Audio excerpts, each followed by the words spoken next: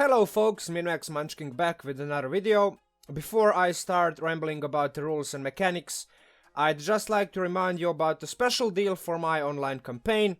Throughout this whole month of December 2019, you can reserve a spot at a 25% discount, so if you are craving for some high-powered homebrew 5th edition action and you wouldn't mind me DMing it for you, register yourself using the form you can see on the screen. The link for it is in the description below, as well as a few other videos explaining the general vibe and purpose of the campaign, my homebrew world called Melendor, and a couple highlights from earlier sessions. Also, please murder hobo that like button and consider subscribing and turning on the notification bell. With that said, enjoy the rest of the video. Patron shoutouts, as I usually do at the beginning of all my videos. So Mike, Matthew, Ewing, Larry, Hocken, BardlyManHardlyTrying, Rogor, Kaleron, SuburbanHell, Albert, Kwak, Aidan Harth, Gary Course, Oldham, Cinnas, C Alcazar, Bredwin, your boy Fox, Bryan Moten, Mannozzi Stefano, Adekoya, Nathan James, Primal Bass, Booze, Bitten B, Gaston Ramirez, Jeremy Siroy, Inácio Neto, Malignant Minuk, Anthony Du, Devin Jache, Lunatic Dragon, and Aidan Harth. Thank you all new and old patrons for your continued support. If you don't see your name on this list and you would be interested in supporting me, the option is always there, it's not mandatory. The link towards my Patreon page is going to be linked down below. There are a couple of perks that come with being a patron on my Patreon page. So, primarily talking about magical secrets, where you can download all the PDFs and Word files that I use in all of my videos, including this one, the Necrolock, which has already been uploaded a couple of days ago. In my just like quick expose of the character idea. Again, if you pledge, you can download that. All of my previous videos, ever since I first started uploading, as well as all of my other earlier videos that you can see on the page. Alright, well, with that said, let's quickly dive into the actual content of the video. Let's try to wrap it up in like, I don't know, 40 minutes, which is probably gonna be way too little for me. Because you know me, if you've been watching my videos, I can talk forever and ever and never seem to stop. But anyway, point by, obviously, as I usually do in all of my videos. If your DM has you rolling for stats, this is obviously going to be different, but this is pretty much the way I would do it. Now, you can go for like for like this type of spread, or maybe even like this, and then maybe take some feet or something like that, but for the general purpose, the abilities don't really matter that much, other than your charisma, and to some extent your constitution and dexterity for armor class and hit points and, you know, maintaining concentration on spells. But other than that, it's really not that important in that regard. The thing that we are mostly interested in is in the character race, right? Well, I mean, before talking about that, if you are interested in just the general overview of the character build, you can go and watch my video that I've uploaded like 4 days ago. So there I talked about just the general details, the general broad strokes of this build, without going into the nitty-gritty. The nitty-gritty is for this video, right? So definitely go check out the description. The link is going to be down below. Or if I remember when I upload this video to YouTube, like in 5 hours from the moment when I'm speaking right now, which is probably what's gonna happen, it's gonna be linked somewhere in the at the top of the screen. I don't know. I'll probably forget, but yeah, if you are watching this and you would be interested, and you're too lazy to click the show more and click the link there, leave the comment down below, even though that's probably way too harder than just clicking show more. But anyway, yeah, let me know in the comments down below if I do forget. And I will very much appreciate you and pin you if okay, so the first person who comments, if I forget, you're gonna get pinned. Anyway, yeah, let's I'm already rambling. Haven't even begun talking about the mechanics, and it's already gone way off the rails. But anyway, back to the topic. Haunted, the character race, obviously the Mark of the Shadow Elf, which is the Eberron sub-race specific to the Eberron setting, is obviously something that your DM may or may not give you the option to use, but this is definitely something that I would consider as the first option, primarily because all elves get the trance trait, right? So it's not really that you need this particular sub-race for trance, which is going to be the main thing of this of this character choice, but also you have a couple of these other things like performance, dexterity bonuses. You have a couple more spells, and also you get these spells added to the list of spells of all of your spellcasting classes. This would definitely include your Sorcerer and Warlock. So, in that regard, I definitely think that this is better than, for example, the good old Drow, right, which also has the same ability scores, or even the Eladrin, which also, yeah, sure, it gives you face step and all of the other fancy stuff, but I just think that this particular subrace Eberron works the best. Again, if your DM doesn't allow you this Eladrin from Mordekainen's Tome of Foes, or even Drow from, well, PHB, it's gonna work just fine in terms of ability scores. I would personally go with Eladrin because I just think the sunlight sensitivity is way too much. It's just super bad. Yeah, I mean, it's gonna work if you like Drow. You're definitely you can play it in that way. But yeah, anyway, the thing that we are interested in the most is the trance trait. Obviously, as you can see, the red letters on the screen.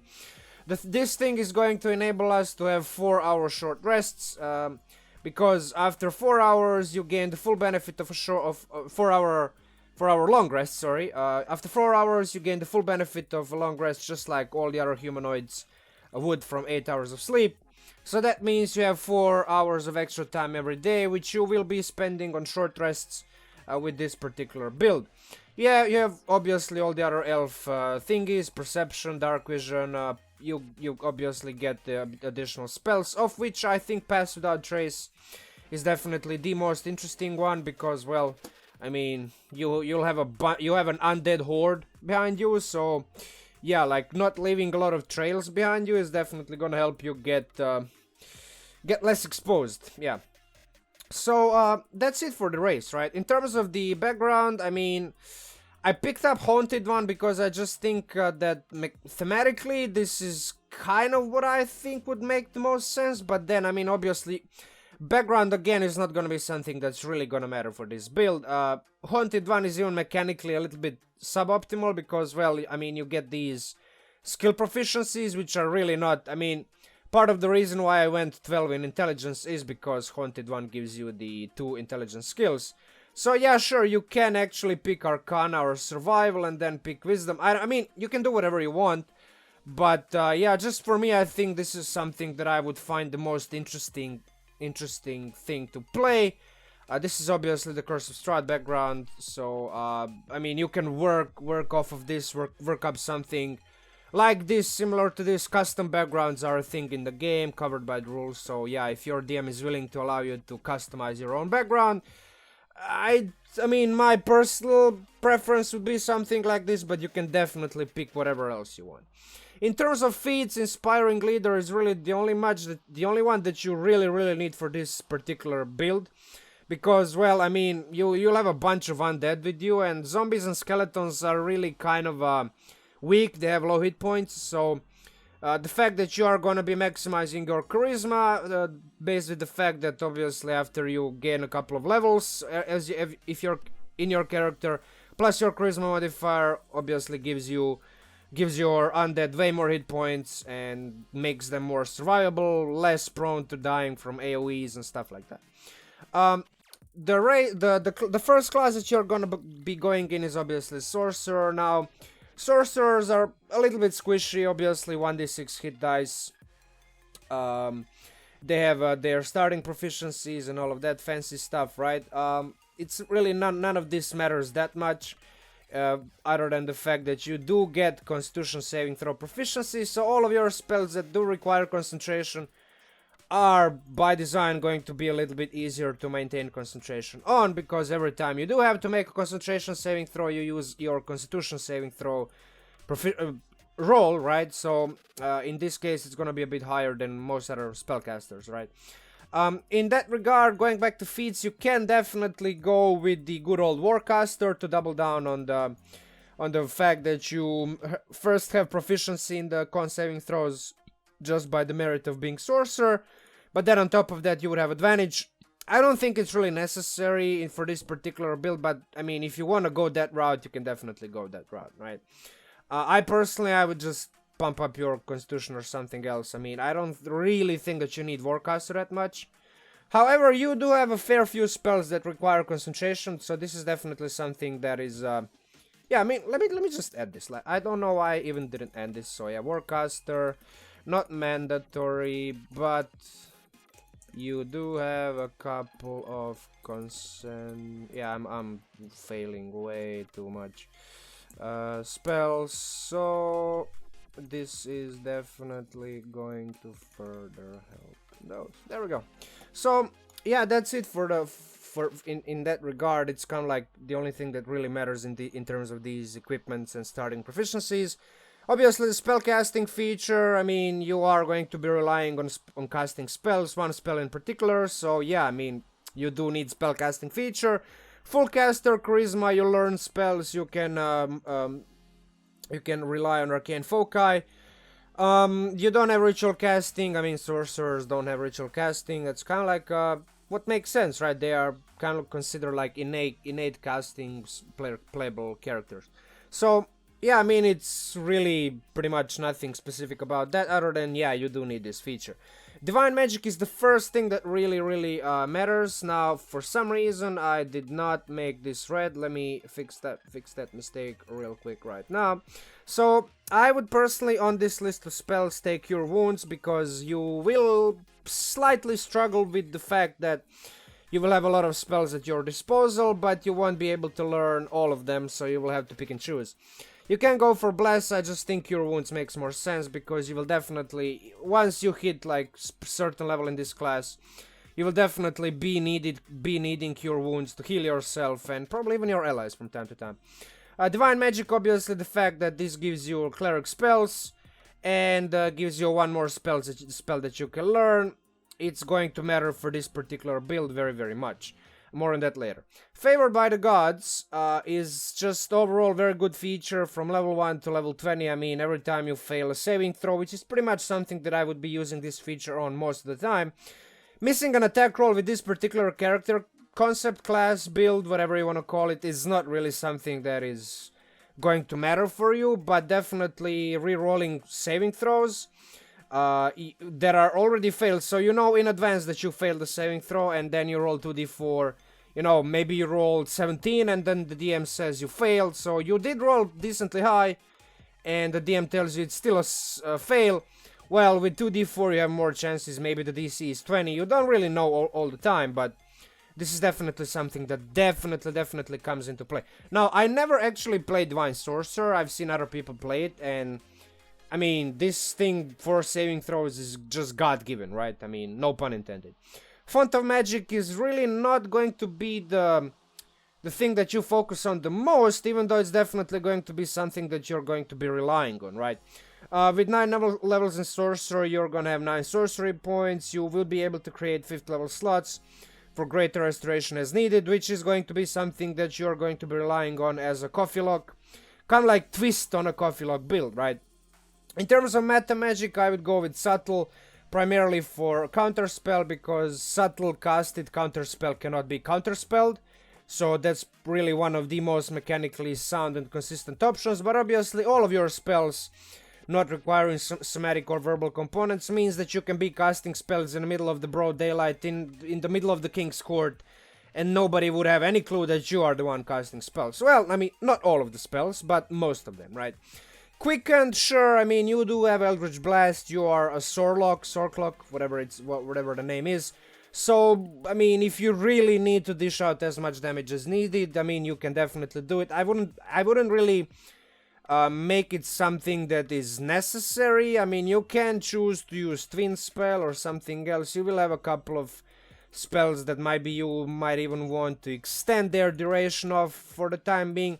Whatever you need. Quickened, I don't really need is that much necessary. You can choose all of these other ones. Even Careful, if you choose to use some AoE damage spells, I wouldn't go for it, but like all of these are very good options. Primarily for me, I think Quickened is something that if you're playing a Sorcerer and Warlock, especially if this is your first time playing that type of multi-class, I mean, at least experience a little bit of that, right? 2 ability score increases at level 4 and 8, pretty standard, right? You need that for feats and bumping up your charisma up to 20, maximizing it.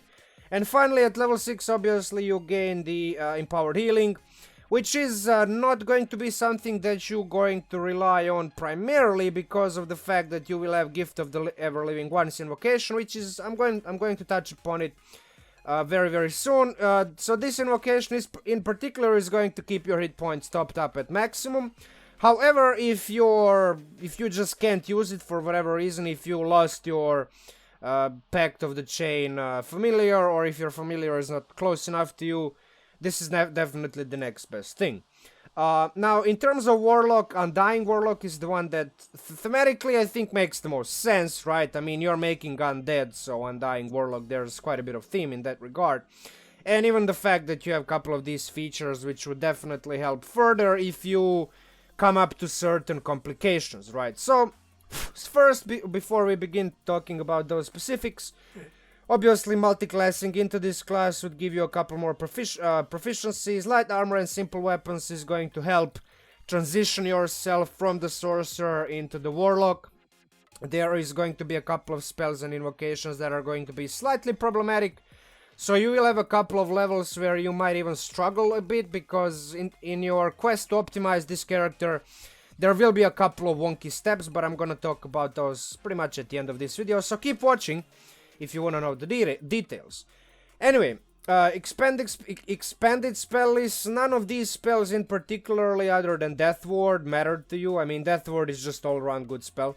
You do have it from Cleric, but your Sorcerer list of spells that you learn is pretty much taxed already, so this is pretty much going to be one of those spells that you'll learn as a Warlock. There's already quite a bit of overlap between the Warlock and Sorcerer classes in terms of spells that they can learn, but obviously, I mean, you have a couple more spells at your disposal. Pact Magic is definitely the feature that is going to be something that you are going to be relying on the most, because, I mean, at level 11 you have 3 short rest level 5 spell slots. That means you can produce up to 24 undead per hour. I mean, I'm talking about casting Animate Dead, maintaining control. I'm gonna talk about specifics really, really soon.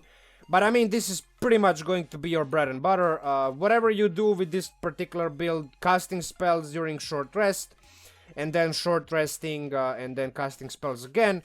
Or if you try to make some more spell slots using your Font of Magic feature from Sorcerer, this is, I mean, you're gonna be needing this Pact Magic, right? Among the Dead, I mean, this is one of those features that might actually help you a little bit if you come up into some complications during the adventuring day, especially when you have so much undead under your control. It's very easy to slip up, lose a couple of them during the day, and then maybe they attack you, or I don't know what happens. So they are definitely gonna be harder. They're definitely gonna have a harder time hitting you, and also you have Spare the Dying cantrip, so if some of your allies drop down to 0 hit points, you're at least going to guarantee that they don't die. Now, I don't really see the reason why you would be not using Cure Wounds, especially if you have enough resources. However, this particular multi-class concept build character is a little bit stretched in terms of resource management, so Spare the Dying might often come up better than just wasting your level 1 or 2 slots on casting Cure Wounds, right?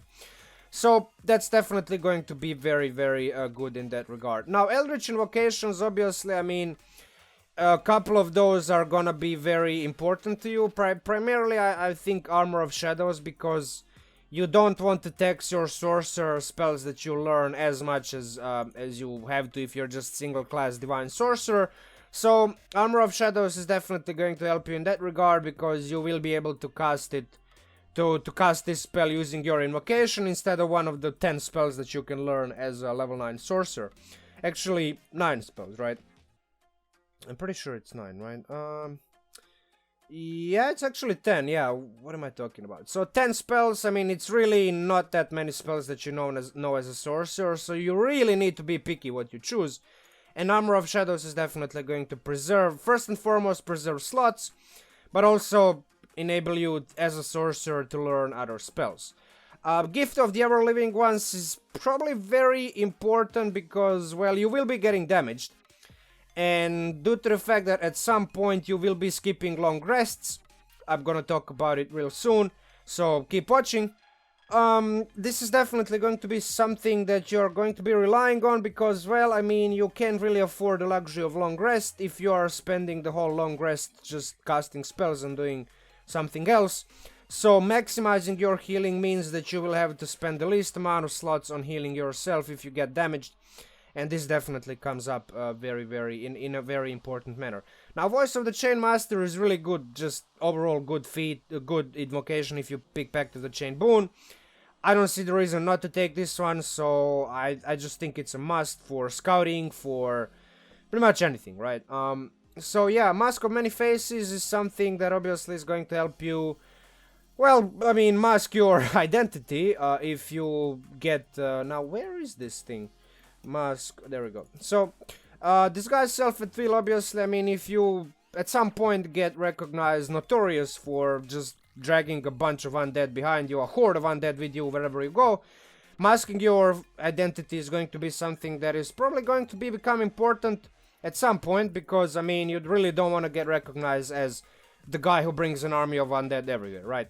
Now, Devil's Sight, I mean, it's just an upgrade to your ordinary dark vision. I mean, 120 feet, being able to see in magical and non-magical darkness, it's really good. I mean, it's tried and tested invocation, it works.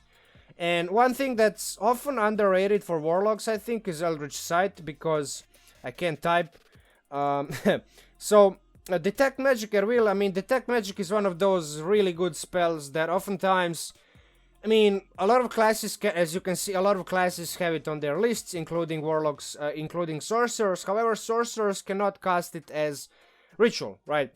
So they have to waste slots, and wasting slots on a spell like this is really not something that is very wise, right? Because you are already kind of stretched, especially if you go the route of maximizing the number of undead that you are managing. So, Detect Magic at will without spending slots invocation is really good, particularly because being able to detect the presence of magic is good for finding magic items, figuring out what type of traps are in front of you, what type of problems, hidden entrances, exits, whatever.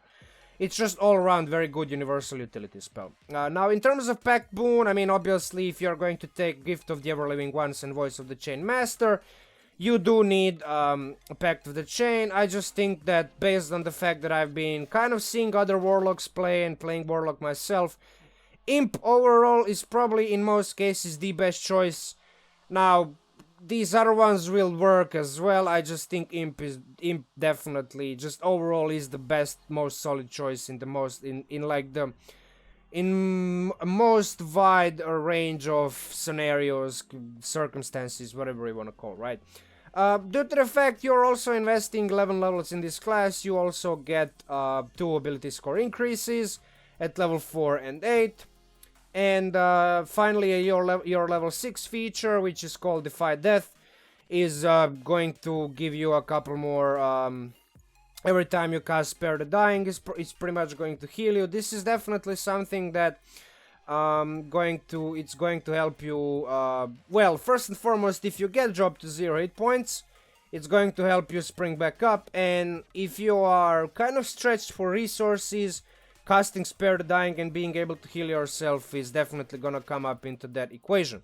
Now, for some reason, I don't have Undying Nature here. I probably deleted it by accident, but, I mean, this is more like a, I don't know, ribbon feature for you, but, you know, especially because of the fact that the primary reason why we even make all of this convoluted character build concept is because you want to avoid exhaustion, and you really cannot avoid exhaustion because, you know, you still require a rest to reduce exhaustion and still benefit from short rests and long rests, so this is more like a ribbon feature, right? Definitely. So, ribbon, but definitely comes up you know, in the course of the gameplay. So, yeah, I mean, that's it for the features. Now, the one last thing that you also get is the Mystic Arcanum, right? Now, I think I covered that in the spells, or if I didn't, I mean, the only spell that really makes sense is Create Undead. I mean, if we are going with the theme of the Necromancer that makes undead. I mean, what other spell are you gonna take as your level 11, level 6 spell, right? Other than create undead. So yeah, that's pretty much it for the features of Warlock. In terms of spells, now that's probably gonna take me quite a bit of time. Now I don't know why I don't have the spells here, so there we go. But yeah, anyway, so there we go. So in terms of cantrips, Prestidigitation from Sorcerer.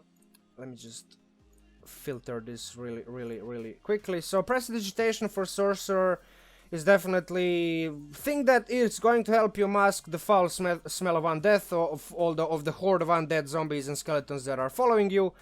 But obviously this is all around very good utility cantrip, so yeah. Mold Earth, if you watched my first video on this character concept, the broad strokes, like short build overview of the idea, this is primarily the idea behind this cantrip is for digging graves, because where do you find the most amount of zombies and skeletons in a concentrated, like, small area other than graveyards, cemeteries, whatever. So yeah, I mean, digging graves is a bit disturbing, I know, but I mean, we are playing a fantasy kind of game where these types of characters exist, so yeah, I mean, why not? Chill Touch, I mean, I personally always vouch for this cantrip, primarily because it stops healing, and I know as a DM and as a player how hard it is when you are fighting a monster that has regeneration or that has an NPC, a minion who heals him, or her, or it, whatever. And yeah, I mean, being able to stop that is more advantageous in most cases than just dealing the maximum amount of damage. And also, necrotic damage is not often... I mean, it is resisted fairly often compared to other damage types, let's say Force and Radiant. However, it's less resisted than, let's say, Fire and all the other cantrips that you usually see on the list of cantrips that sorcerers take, right? Guidance, it's a cleric cantrip, but obviously as a divine sorcerer, you have cleric cantrips on your list, right? You know, you gain spells from cleric list of spells, and guidance is one of those just overall rare few ways to stack bonuses on ability checks, and obviously, I mean, why not take this as any class, right? Blade Ward, just a cantrip that you don't really need to take. However, if you think about it, oftentimes, I mean, just investing in so many undead and not really having the benefit, the luxury of casting as many spells on yourself, or even long resting in that regard, is definitely going to be something problematic in some cases. So taking half damage can be considered self-healing if you think about it in that regard, because all the damage that you don't take is the damage that you don't have to waste your own slots on casting Cure Wounds, or even your allies healing you in some way, shape, or form. So that's it for Sorcerer, right? In terms of Warlock, I would kind of just obviously take Eldritch Blast. Now, I'm not sure why I did it this way when I need to do it this way. There we go. So Eldritch Blast, I mean, you don't have to take it. But, I mean, do we even need to talk about why this is the best cantrip in the game and why so many Warlocks choose to use it? In terms of optimization, there's really nothing... There's really no justification from the mechanical standpoint not to take it. It gets boring because you oftentimes revert to just using it over all of your other cantrips, but, I mean, it's just that good, so why not take it, right? Friends... is for, let's say, tricking the NPCs into compliance, and, you know, then let the zombie skeletons take care of your enemies or NPCs once they become hostile, right? Now, obviously, there's a wide range of circumstances and scenarios that you can use this cantrip in, but, I mean, it just depends on the situation, right? Mage Hand, you will have a lot of hands at your disposal. I mean, whole like 187 of them, if I'm not mistaken, at level 20. But just having one more at your disposal is really something that, I mean, look, it might come up, and I think this is overall a very solid utility spell that you can use very creatively. So again, why not take it? The other spell, obviously the other utility spell that can be used very creatively is Minor Illusion. A very potent tool in the hands of creative players. I mean, there's all sorts of situations that you can use this spell on. The sky is the limit is your own imagination, so obviously always recommend it. In terms of level 1 spells for Sorcerer, let's do it like this, yeah, this is gonna be easier. So, yeah, so Shield, obviously, I mean, do we even need to talk about why this spell is one of the best protective spells in the game? This might be easier if I just, yeah, there we go. So Shield, obviously, +5 AC, always relevant. You do need it. Now, you could obtain it from Warlock if you go Hexblade, but honestly, personally, I'm so tired of putting Hexblade on every character build and idea in my videos. I just want to change for a change, right? And I think Undying fits the theme and is solid enough on its own that you don't really have to go for really the mechanically most sound option, which in most cases, and it could be argued in this one, could be Hexblade. I just think that it's really not that required. The theme of the build is really undead, not optimizing your own self that much, right? Absorb Elements, I mean, another protective reaction spell. Again, getting hurt means you have to spend slots on healing yourself, so one well-spent level 1 slot used on Absorb Elements can oftentimes save you the trouble of casting Cure Wounds or your allies casting healing spells on you multiple times during the day. Because remember, at some point you will abandon long rests completely, at least that's the idea behind this build. Again, gonna talk about it real soon. So, mitigating all damage, in this case just elemental, but I mean there's a lot of damage types that this spell covers, is definitely going to help you. Mage Armor is the spell that you're not going to be knowing as a sorcerer for a lot of your career. However, on lower levels, it's definitely necessary because of the squishiness and the fact that most monsters challenge your armor class. So the DM is going to be primarily rolling attack rolls against you, and you really want to protect yourself by increasing your armor class, and in this case, obviously, Mage Armor works. Now, obviously, we already talked about Armor of Shadows, Eldritch Invocations, so at some point you will definitely want to unlearn Mage Armor. When exactly, keep watching, I'm gonna talk about it real soon. So, Warlock spells, level 1 spells. Alright, so protection from evil and good obviously it protects you against so many creature types, there's really no sense not taking this spell.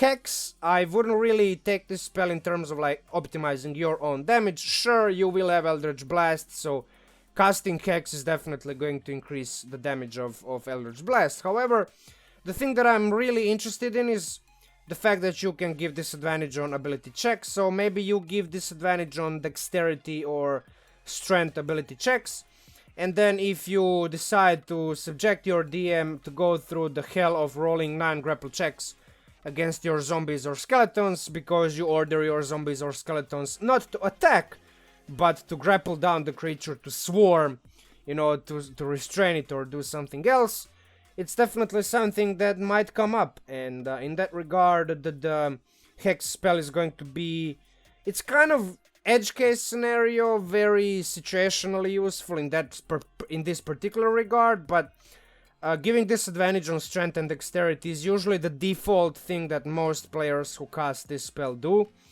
And I mean, for the amount of zombies and skeletons that you have at your disposal, the odds are in your favor already, right? If you decide to grapple a creature, but obviously if you decide to give the creature disadvantage, and then obviously all of your skeletons and zombies try to grapple it at the same time, so you know, it's just almost guarantees a successful grapple check. In terms of level 2 spells, there are a couple of spells that I would consider for Sorcerer. Obviously, first, Blur. Defensively, very sound, even though there are a lot of monsters with special senses that kind of, it even says in the spell, blind sight, true sight, that type of special sense, cancels out this spell, but it's a second level spell, fairly low, and it remains one of the best disadvantage inflicting spells in the game. Together with protection from evil and good, you know, you can pick and choose which one to use, but obviously Blur in general works against more creature types. However, protection from evil and good also has a lot of creature types that it just gives disadvantage whenever they attack you. So, yeah, I mean, both of these defensive spells are really solid choices. Pass Without Trace is really going back to the race, to the Shadow Elf. It's the racial spell that I would pick as a sorcerer, actually. Now, you can pick it as a Warlock, there's nothing bad about it. But, I mean, I just think that this spell is really good on its own. So, especially if you don't have anybody in a party, a druid or something that has this spell, it's definitely going to come into play probably very, very often, right? Because plus 10 to stealth checks and also the fact that you cannot be tracked by magical means, it's really, really good. And Misty Step, obviously, the spell that just overall is very good because every time you get grappled or a monster is hitting you for a lot of damage, just being able to teleport out of its reach momentarily using your bonus action, then use your action to dash or even your move. So let's say like you move 90 feet in one round. That almost guarantees that you get out of reach of melee type of monsters, majority of melee type monsters. Now obviously there are creature types that have more movement speed than 90, but we are talking about high CR monsters and this is a low level spell. So this is going to be something that you're going to be relying on lower levels, obviously. For Warlocks, Mirror Image complements Blur. Now, it does require a lot of rounds to cast, but remember, we are talking here about the character build that doesn't really engage directly in combat. So, something like this is definitely, it makes sense, right? Because, I mean, Blur definitely disadvantage on attack rolls, on all attack rolls against you, provided the fact that they don't have some special sense. Coupled with the Mirror Image is one of the most potent defensive things in the game, because even if they hit you with disadvantage, chances are they're gonna hit one of the illusions. And it is all luck probability dependent, but you are stacking odds in your own favor of not getting damage at all. Now sure, it does require the expenditure of resource, but oftentimes spending 1 or 2 slots very, very tactically in a sound manner is better than just relying on healing yourself, even with Gift of the Ever-Living One's invocation, right? So, Earthbind is something that you don't really have to take, especially if your DM tells you that skeletons just magically have short bows. I'm gonna talk about it real soon. But, you know, if your DM starts making troubles to you, saying that sure, you can make a skeleton, but skeletons don't magically come with short bows and short swords, you have to equip them with those things, which is a fair point. DMs definitely have a right to do it. It's definitely something like this might come up because most of your undead, like all of them at that point probably, are going to be melee dependent, so those flying creatures are going to be a problem. And earth binding them down to the floor is going to be beneficial, right? You will have other spells at your disposal that are going to be kind of capable of doing that, but I think this is something that really not probably, but definitely at least at some point will come into effect, right? So I think this is one of those spells that oftentimes gets passed on in favor of other, let's call them better spells, but for this particular character concept, I think Earthbind makes a lot of sense. Level 3 spells, Sorcerer, I mean, do I even have to say Animate Dead? I mean, that's the real reason why we go with the Divine Sorcerer class, to take the Cleric spells, and all Clerics have this spell. Now, for some reason, yeah, I should probably select Cleric, there we go, Sorcerer. So, Animate Dead, there we go. That's the real reason why we even go 5 levels in Sorcerer, right? You can make skeletons, you can make zombies, regarding, you know, so depending on how high of a level slot that you're using for this spell and how many times you're casting it per day or how many days in succession, you can have more undead, you can have less undead. You do need piles of bones and corpses to use this spell, so it's going to be somewhat DM dependent always, because, I mean, it does require the targets to be, I think, yeah, it has to be a medium or small humanoid, so let's say you're just killing some monsters, beasts, you can't really raise them at skeletons and zombies. This is the limitation of the spell. However, sooner or later you're probably going to kill or come up to some way, shape, or form where you find a corpse or a skeleton or something, that means you can use this spell to raise undead in that way. Skeletons are, in my opinion, better, even though they have less hit points. So each of these two serves a purpose. Zombies are more like meat shields because of the undead fortitude. I mean, if you reduce them to 0 hit points, they have a chance of remaining at 1 hit point. It's always the thing with zombies. They're kind of hard to kill, especially on lower levels. Now, at some point, the damage they're going to be receiving is going to be pretty much probably significant, and it's going to make their con saving throw almost impossible to pass, because 5+ damage taken, let's say they take 15 damage, that's a DC of 20 with a +3 to con saves. That's really not something that's very possible to pass. I mean, there's still a chance, but you have to roll like, what, 17 to pass? So that's what, like 17, 18, 19, yeah, that's 20% chance. That's really not that high.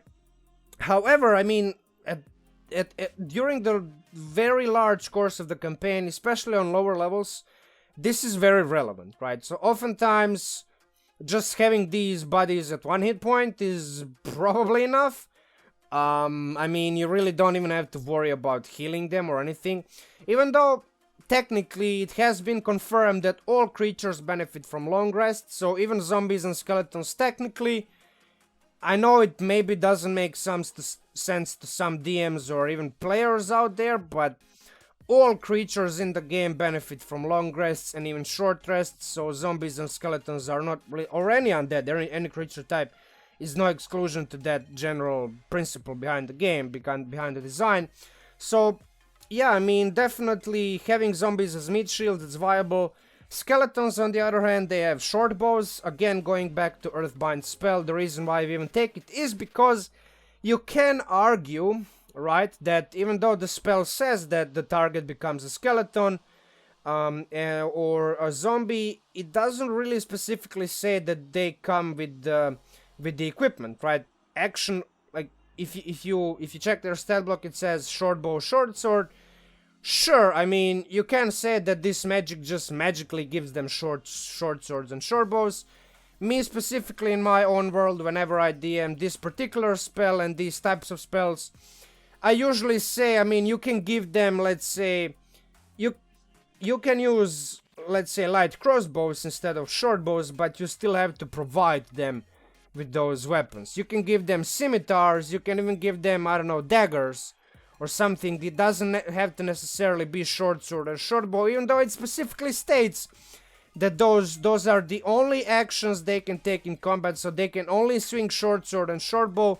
If we are going to stick to rules as written without any kind of approximation, extrapolation, just using common sense, sure, they technically cannot even use light crossbows, daggers, or any other types of weapons other than the 2 specific ones listed in their stat block. However, DMs rule this in different regards. Some DMs just flat out give you, whenever you make skeletons, you have like by default those skeletons come with short swords and short bows.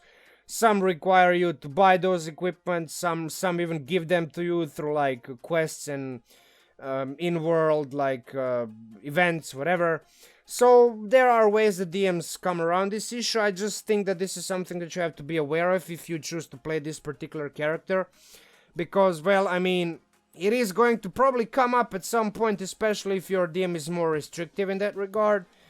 I don't think it's really that prohibitive to ask as a DM for a player to provide equipment to their undead. In that regard, I mean, look, if you give your zombie a stick, I mean, we can say that it's a club, or some other weapon. If you give them a mace or maybe even a longsword, maybe I say they're not proficient with it, but they can still swing it, right? Improvised weapon, whatever. So, it's definitely something that you have to be careful of, and with that said, I really don't want to waste too much more time on it. Let's just continue.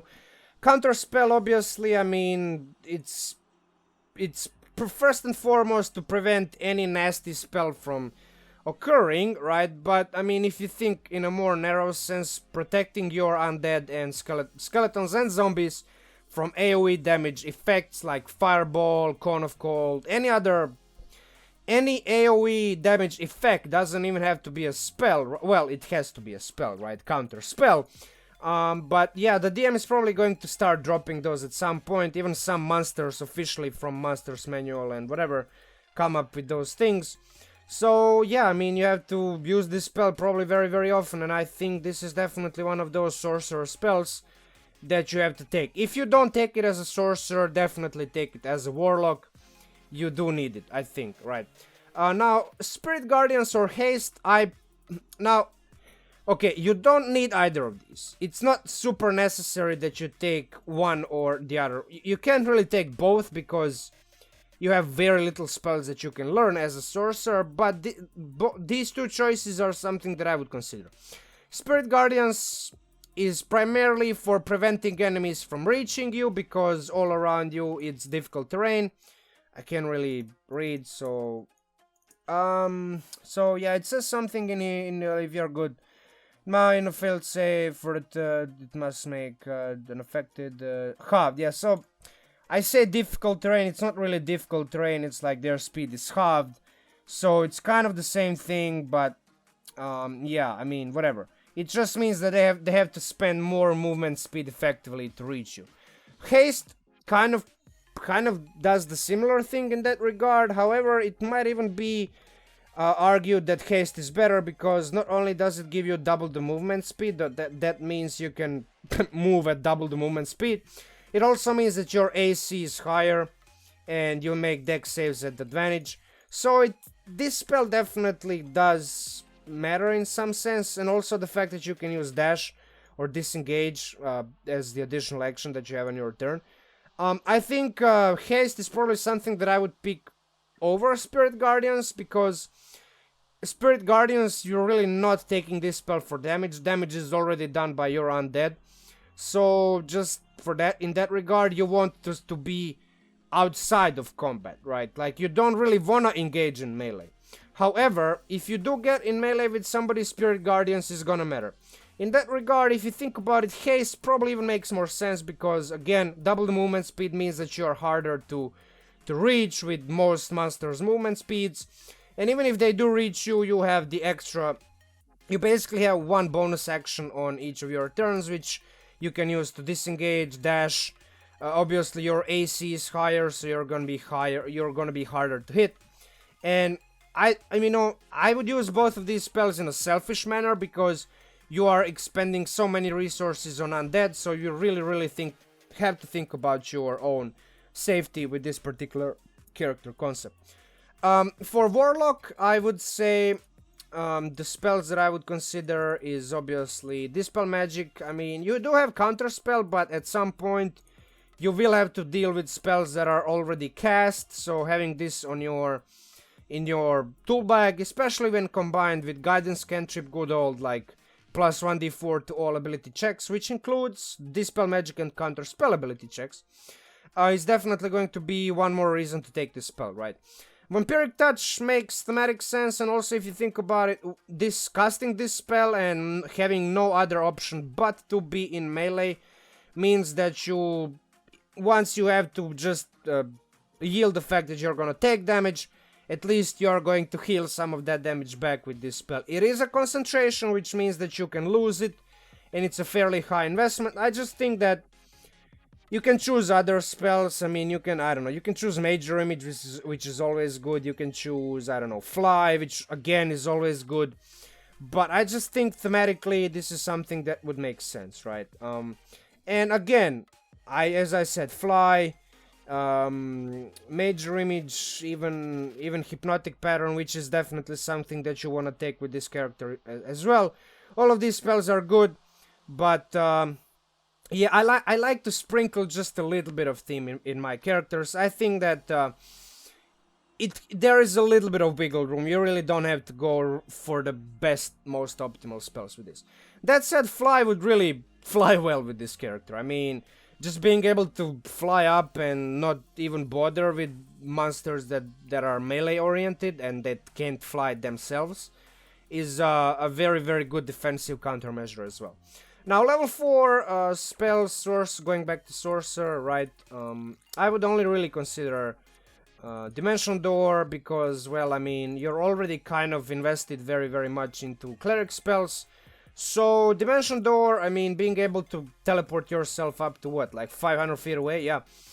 It's like Misty Step's got nothing on this, right? If you get into melee with some monster that hurts you and you're at that level where you are relying on skipping long rests completely, you're not sleeping at all, you're just skipping sleeps, and you turn from Coffeelock to Cocaine Lock, Dimension Door really makes sense. You know, you just GTFO and let your undead minions take care of the problem. Like, that's just the most sensible choice that you can do once you decide to go like fully all in with the undead theme. In terms of Warlock spells, so Banishment is definitely something that it's just overall very good spell, and the best way to avoid getting hurt sometimes is to send a few enemies into another plane of existence while your zombies and skeletons swarm around the rest of the monsters, you know, take care of them, and in that regard you kind of get out of the combat with the least amount of damage if you even take anything at all. Now, Death Ward is a subclass specific spell, the only one that I would really think is good and warrants taking instead of the stock ones, core spells that the warlocks have access to, because, well, I mean, just being able to avoid being dropped down to 0 hit points or even killed, right? It's very, very good. So in terms of level 5 spells, finally we get to the Greater Restoration. Another reason why to go at least 9 levels in Sorcerer is that spell, right? It's a cleric spell, but again, you are a divine sorcerer, which means you have cleric spells at your disposal. And Greater Restore comes to effect particularly because once you can cast it, that means that if you skip long rests, which most DMs rule as you get 1 level of exhaustion, regardless of the fact whether you need to sleep or don't need to sleep, yeah, you can just cancel that level of exhaustion. Now, the spell does require some expenditure, however, at the point that you get it, you should be at least able to sustain this expenditure. 100 gold per day, 100 gold pieces per day is a lot, but yeah, I mean, I personally never played in campaigns where I had a lot of gold, but I played the online Invest Marches servers, and at the point where I would get to like level 10-15, I would already have like 10,000 gold to spend. I don't even know on what. So I think this is really sustainable in a lot of cases. I'm not gonna say most of them, I just don't know. I don't have the statistics to back up my claims, so I'm just pretty much talking out of my ass. But I mean, yeah, you should at least theoretically be able to sustain this. Seeming, I mean, you don't need it, but I'm just thinking about D&D as a whole concept. So there is combat, there is social encounters, there is exploration, wilderness, survival, right? Seeming definitely comes up in those situations where you gain a level of notoriety for having an undead horde following you everywhere, and being able to mask them with illusions to just like make them appear as not undead, make them appear as like living, breathing humanoids, is definitely probably going to help you to lay low and fly below the radar in most cases, well, depending on how the DM wants to rule you, right? But I mean, thematically it makes sense, right? You really don't want to walk around with a bunch of undead. It's going to spook all the commoners. It's going to put like a lot of guards on your ass. It's going to probably be a lot of trouble, right? And seeming definitely makes sense in that regard. Now, even with Pass Without Trace, yes, leaving no trails, leaving no marks means that if somebody wants to get to follow you, it's going to be harder for them. But seeming kind of works in a way that they don't even get the clue. At least I'm thinking about most of the NPCs that would give you a hard time for just bringing a horde of undead with you. Again, use Prestidigitation cantrip to cover their foul smell. I would assume most zombies and skeletons stink, so now that you've taken care of their appearance, you need Prestidigitation cantrip to take care of their smell, and it's kind of now gone full circle. You're almost safe, right? not really, you're never safe, right? The DM knows what you're doing, so DMs can always justify some bullshit reason to challenge you, especially when you play something like this. But yeah, I mean, in terms of mechanics, this is really as far as I can see it going, right? Level 5 Warlock Spells, Dance Macabre, very thematically meaningful spell. When your skeletons or zombies get dropped, you can bring them back up, at least some of them. They are going to be tougher, because they will, I think they add your spellcasting ability modifier to their damage rolls. I think it's also attack rolls, yeah. So attack rolls, damage rolls are increased by your spellcasting ability modifier. +5 to hit is meaningful. You can't really animate a lot of them, but like when inevitably some of them die and you have a couple of spare level 5 Warlock spells to cast, this is definitely probably going to be something that you're gonna use at least once or twice, if you even get to such a high level of your character, of this particular character, right? Hold Monster is just all around very... It makes sense to take this spell with so many zombies and skeletons all around, critting on every hit, right? Because paralyzed condition means that all hits are criticals if they are made within 5 feet of the creature. You just swarm the monster that's paralyzed with all of your zombies and skeletons, and they pretty much crit on every hit. So they have advantage on attack rolls, obviously, and if they hit, which they have a higher likelihood of doing, they will also deal more damage. And in terms of Mystic Arcanum, yeah, so kind of like this is redundant now that I've put it over there. But anyway, yeah, since I've already kind of covered that, you take Create Undead, and because like sure, you can say that maybe, I don't know, Arcane Circle of Death makes sense, kind of. Soul Cage, maybe. I mean, it kind of makes sense. You're capturing souls. It's true. I mean, look, I think that this is just most thematically appropriate. It's mechanically okay, creating ghouls, even though it's a high level spell. A couple of extra bodies on the battlefield or wherever you're going that are also capable of paralyzing your enemies. The DC is not high, as you can see, but I mean, it's pretty much probably gonna happen at some point, so yeah, I don't see the reason not to take it, particularly with this character concept, right? Now, in terms of progression, like, you can pause the video and just read it yourself. I'm not really gonna go that deep into it, detailed, it's already on the screen. And again, going back to my Patreon page, if you're interested, you can get this file and just read it at any point when it's convenient for you. It is one of the perks for all of my patrons. So yeah, particularly the Magical Secrets tier, it's going to give you all the PDFs and Word files, including this one. So yeah, I mean, that's it for the progression, right? You hit at level 8, you kind of can do it. At level 10, it's a massive power spike. At level 14, another massive power spike. So let's see how that actually unfolds in the actual real life. So I don't know why it's been wonky like this. Yeah, the formatting is a bit weird. But yeah, anyway. So there we go. So basically, oh, that's why I did it. All right. So at level 8, you can basically use your 4 short rests while everybody else is long resting. Again, going back to elves who trance, that means they only long rest for 4 hours. You know, you only need to spend 4 hours to long rest. You don't need 8 hours like all the other ones, all the other humanoids. That means you have 4 hours of free time, which you can use to short rest while everybody else is doing whatever they are doing, sleeping, light activity, and that means that you can turn your Warlock's level 2 spell slots into sorcery points and burn most of your sorcery points into level 3 slots, and burning all those extra slots on Animate Dead, right? You cannot cast Animate Dead with level 2 slots, but you can turn your 2 level 2 Warlock slots, which both of them give you 4 hit points, right? That sort of puts you in a general area of 5 extra level 3 slots. You do need to spend some of your sorcery points to do that, but obviously, I mean, you will have some of them left, and you still have some of your sorcerer slots. There we go, yeah. And your sorcery points ready to use. So all of you have some. You still have all your sorcerer slots and some of your, there we go, ready to use, and just one more short rest during the day gives you back your 2 warlock slots back as well.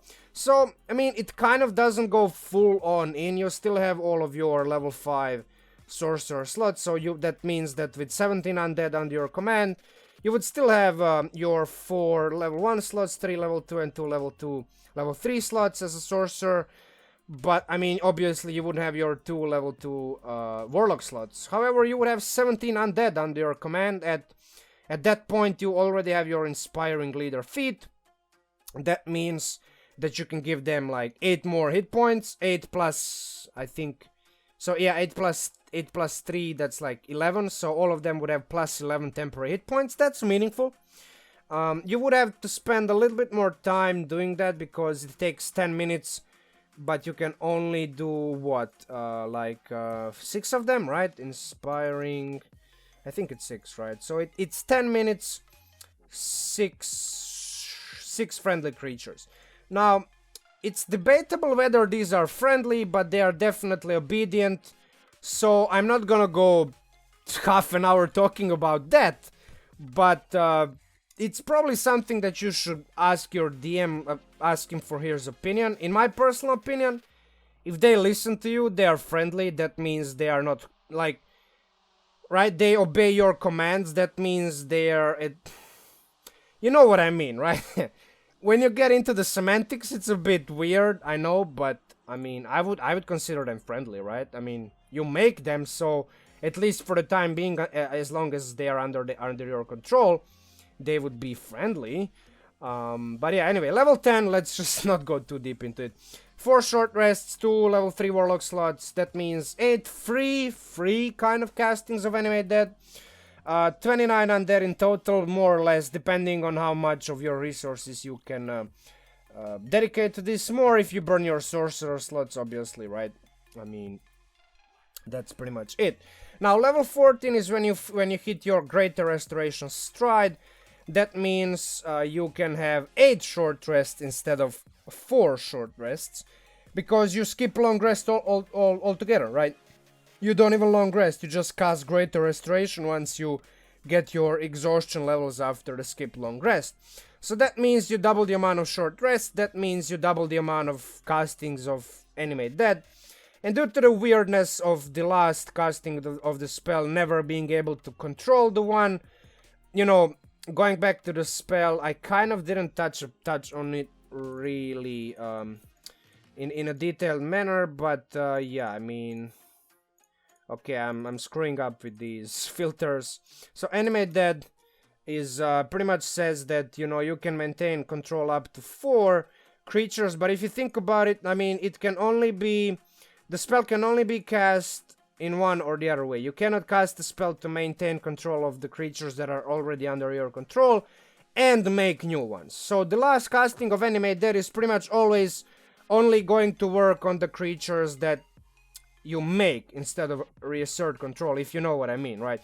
Your last casting of Animate Dead is always going to be on one undead, or 3, or 5, or whatever. So that means you're only going to be able to control that last one because you only have the last casting of the spell. You cannot really cast one spell and reassert control over more undead and make new ones, right? So that's kind of the weirdness with the Animate Dead. Animate Dead always, like, the last cast, just for the simplicity of the way how you think about it, the last casting of the spell always consider it as cast like you're making one instead of reasserting control over one. Even though technically you do reassert control over the ones that you already do.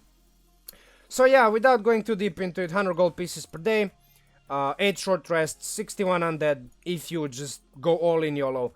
And at level 20, following the similar logic, you would have 23 free castings of 5th level Animate Dead plus 1 free casting of Greater Resto, because remember, Greater Restoration is a level 5 spell, and you, at level 9 Warlock, you have level 5 slots, so you don't even have to spend your Sorcerer slots on casting Greater Resto. Now you can cast Greater Resto just using your Warlock slots alone. So that means all of your level 9 Warlock slots, so all of these ones, they are you don't even have to waste any of them. So yeah, in total it's kind of like 184 undead plus 3 more ghouls that you can make from create undead. And that's pretty much it, folks. Yeah, if you like this particular thing, concept, the detailed overview of this build, hit that like button, murder Hoboid, please. Yeah, I mean, consider supporting me on Patreon. It's mandatory, it's not optional. As you can see, I share everything for free. But I mean, there's a couple of perks. Obviously, I offer these files and scripts as downloads for all of my patrons. And obviously shout you out at the beginning of the video. I will have more videos released in this month, and obviously, I don't know, until the end of time, I guess. I don't know, as long as YouTube remains a thing. I really don't know what happens. And yeah, like, share, comment, subscribe, hit the bell button. With that said, MinMax Munchkin out, and talk to you soon.